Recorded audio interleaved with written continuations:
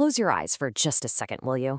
I want you to completely immerse yourself in a totally different version of the year 1912.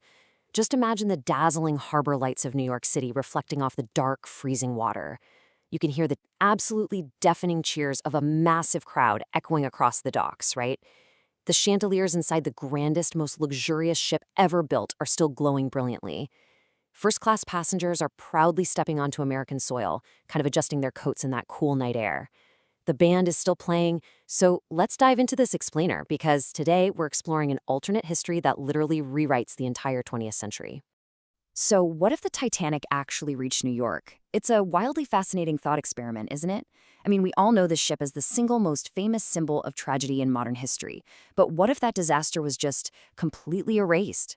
What if the ship arrived safely at the docks and the world never, ever got the story that would echo across generations as this heartbreaking warning? Think about the stunned, happy faces in the harbor, the joyous reunions. If the Titanic had simply completed its voyage, the world wouldn't have just lost a massive disaster. It would have gained something else entirely. Section 1. A triumphant New York arrival. The immediate aftermath of this successful voyage wouldn't just end at the dock, It would begin there. The White Star Line would be popping champagne, celebrating the absolute greatest triumph of the Edwardian era. Just picture the morning newsstands completely flooded with glowing headlines. A magnificent crossing. Modern technology conquers the Atlantic. Passengers would be eagerly telling reporters all these crazy stories of unparalleled luxury, speed, and elegance. The press would eat it up, treating the crossing as definitive, ironclad proof that humanity had finally tamed the wild ocean. The Titanic would instantly become a celebrated hero, rather than a grim cautionary tale. And this safe arrival completely flips the ship's historical legacy upside down. Instead of serving as a stark, humbling warning of human limits and hubris, it becomes an unquestioned legend of success. It totally transforms in this floating monument to ambition, engineering, and immense wealth, basically proving to everyone that the impossible could be made ordinary. People would point to the Titanic as the ultimate, undeniable symbol of progress and invincibility. Section 2. The Age of Hubris. Because think about it. When a whole society believes it's invincible, the cultural landscape changes dramatically. We would see a massive, unprecedented boom in unchecked technological confidence. A successful crossing acts as the absolute perfect advertisement for the early 20th century. The public's trust in these enormous machines would remain ironclad, with this totally unwavering faith in size and speed. The message broadcasted to the world would be incredibly simple. Humanity can flawlessly conquer nature. And this would massively accelerate the golden age of ocean travel, sparking a fierce, cutthroat competition among shipping companies to build even larger, more elaborate liners, just to match or somehow surpass the Titanic. But what about the ship itself? Well, instead of resting in the freezing dark at the bottom of the ocean, the Titanic would have enjoyed a long, incredibly glamorous life in service. Its name would become a premier gold standard brand associated with ultimate luxury and absolute reliability. And eventually, as technology advanced and aviation inevitably took over, it wouldn't be destroyed in infamy. It would retire gracefully. It would probably be preserved as a floating museum of Edwardian ambition, a literal monument to luxury visited by thousands and thousands of curious admirers every single year. Section 3. The Cost of Survival. But here's the thing. Every alternate history has a shadow. While we've been painting this beautiful picture of triumph, we have to reintroduce a pretty chilling fact. The iceberg was, of course, still there. And this brings us to a really fascinating concept we can call the hidden miracle. If the Titanic had somehow avoided that collision, maybe by a slight course correction, a tiny shift in weather conditions, or just pure dumb luck, that near miss remains completely unseen by the public. The passengers would never, ever know how incredibly close they came to the freezing dark. But the phrase unsinkable, well, that would suddenly sound completely justified to everyone. It would become dangerously prophetic, basically transforming sheer luck into a deep, very dangerous illusion of invincibility. Now here is where the consequences get very, very real. In our actual history, the disaster forced immense, sweeping changes. But without that tragedy, better lifeboat requirements are just pushed aside by commercial optimism. Improved communications, completely ignored until some future disaster forces the issue.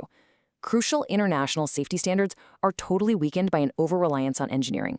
The absence of the Titanic tragedy means these absolutely essential maritime safety laws are severely delayed, leaving other ships, countless other passengers, and future voyages deeply, deeply vulnerable. So the absolutely crucial point here is this. Changing one event does not remove risk. It simply redistributes consequence. And man, this is one of the strangest, most difficult truths of alternate history. Avoiding one disaster often just allows a larger, entirely different one to linger quietly in the shadows, just waiting for its moment to strike. Section 4. The intimate butterfly effect.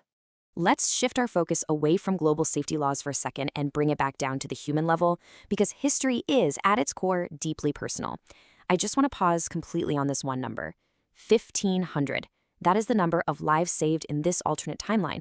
Fathers, mothers, children, sailors, musicians, first-class industrialists stepping off the ship with stories of perfect service. Third-class immigrants seeking a brand new life in America, arriving with so much relief and hope. The sheer intimacy of 1,500 human beings just continuing their lives, that should profoundly sink in for us. And their survival creates this incredible, sprawling web of invisible new futures. Immigrants actually get to fulfill their huge migration dreams. Marriages and family businesses remain totally intact. Captain Edward Smith? He's celebrated as a masterful veteran of the sea rather than viewed forever through the lens of a massive tragedy. And just think about the hidden mathematics of history here. Every child born to a survivor, every single family tree that continues to branch out over the 20th century. Thousands upon thousands of new futures exist in this timeline simply because a ship docked safely. Section 5. The philosophy of tragedy. This whole scenario really forces us to ask some profound questions about human development and how our societies actually learn. The Titanic disaster speaks to something deeply universal. Human confidence can be completely broken by reality. In our reality, it serves as this incredibly humbling warning etched into our cultural memory, reminding us that pride and progress absolutely do not guarantee safety. But in this alternate history, society is just left with a blind myth of industrial invincibility. Without the Titanic serving as that universal symbol of broken pride, the 20th century's entire relationship to risk, safety, and expert authority would be wildly different. Would industries have learned safety far more slowly? Would we have trusted the experts even more blindly? Which brings us to our final and arguably most powerful thought for this explainer. Is survival enough, or do some tragedies actually shape the future in ways that end up protecting countless others? History would have been a lot brighter for those on the ship, absolutely, no question about it, but it wouldn't necessarily be safer for everyone who came after them. If this cinematic journey into the what-ifs of the past pulled you in, I'd love to hear from you. Comment your own theories down below, share this with someone who absolutely loves exploring history, and make sure to subscribe for more alternate history explainers, because the next question we ask might be even bigger and even more impossible to forget. Thanks so much for joining me.